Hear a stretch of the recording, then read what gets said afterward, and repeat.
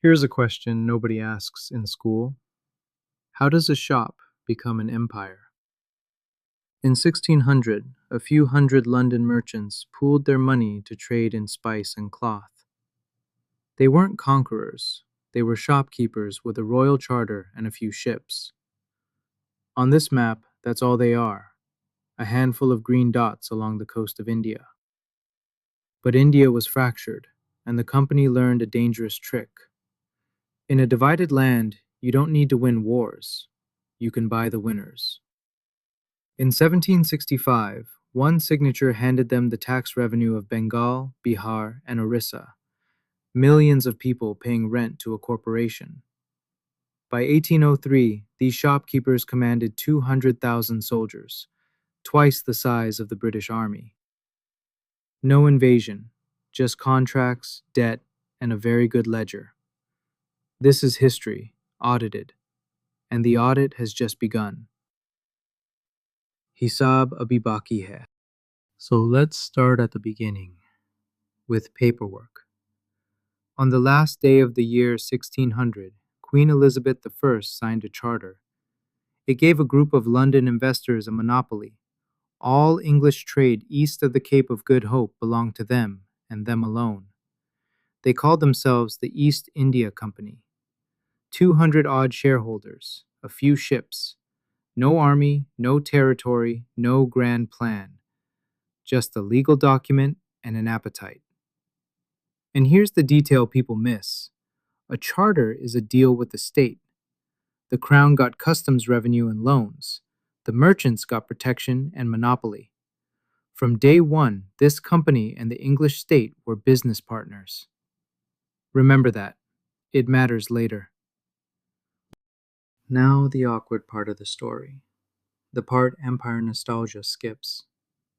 When the company's agents reached India, they arrived as nobodies.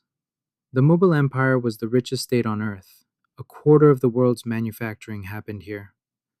Europe had almost nothing India wanted to buy. So Europeans paid in silver, ship after ship of it.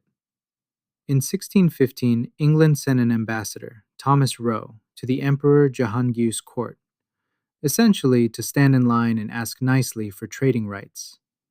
The Mughal court had a choice. Let these sea merchants in, tax them, profit from them, or turn them away.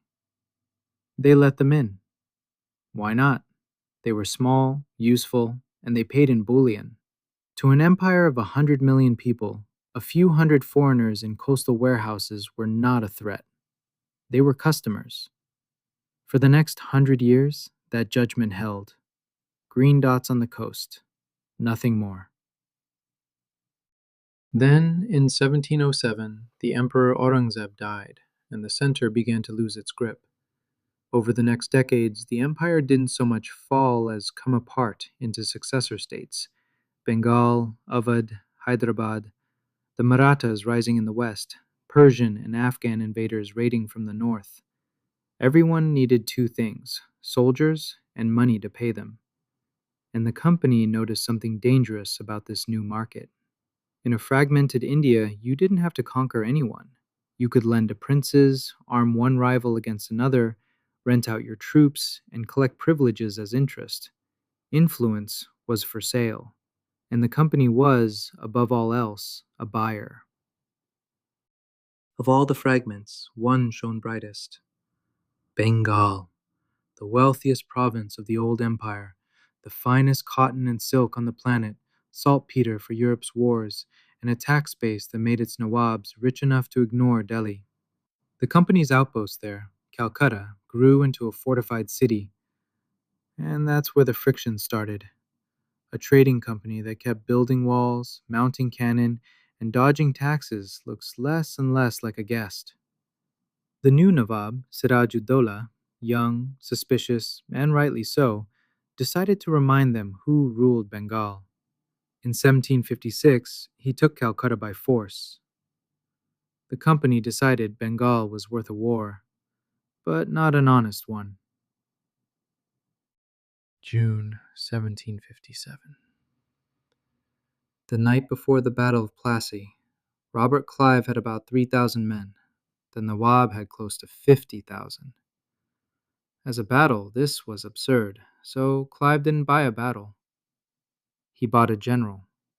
Mir Jafar, commander of the Nawab's army, weighed three options: stand by his Nawab, cut a deal with the English, the throne of Bengal in exchange for standing still, or wait and watch. He took the deal. The bankers of Bengal, the Jugat Sets, helped broker it. They too had tired of Siraj. The next day, most of the Nawab's armies simply didn't fight.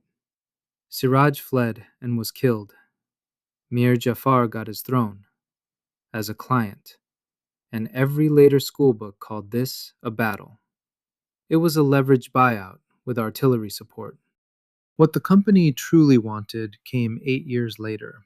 After crushing the last serious resistance at Buxar, the company sat the defeated Mughal Emperor Shah Alam II at a table in Allahabad. On the 12th of August, 1765, he signed away the Diwani, the right to collect the land revenue of Bengal, Bihar, and Orissa. Watch the map. This is the moment the green dots dissolve. 20 million people now paid their land tax to a corporation headquartered 5,000 miles away. The company used that tax to buy Indian goods, ship them to London, and book the proceeds as profit. India's own revenue, buying India's own produce. Traders no more. Now they were the taxmen. You'd think London celebrated. Briefly, it did. Company stock soared. Then reality arrived. In 1770, famine devastated Bengal. Millions died while revenue collection barely paused. The company's costs exploded. Its directors kept paying fat dividends anyway.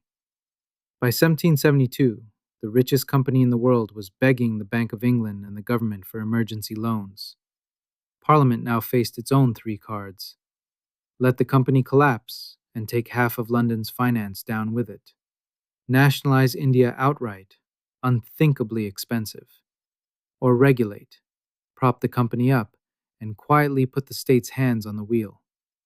They chose card 3, the Regulating Act of 1773.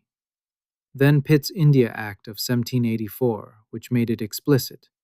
Political decisions in India now answer to a government board of control.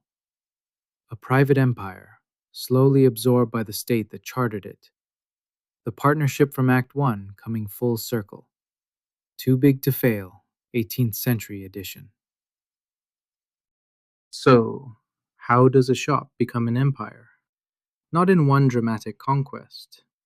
It happens one document at a time.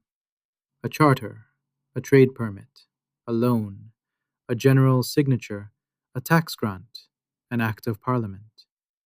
Every step legal, every step profitable, every step audited. Next time, why Bengal? What made one province so valuable that a company gambled everything to own it?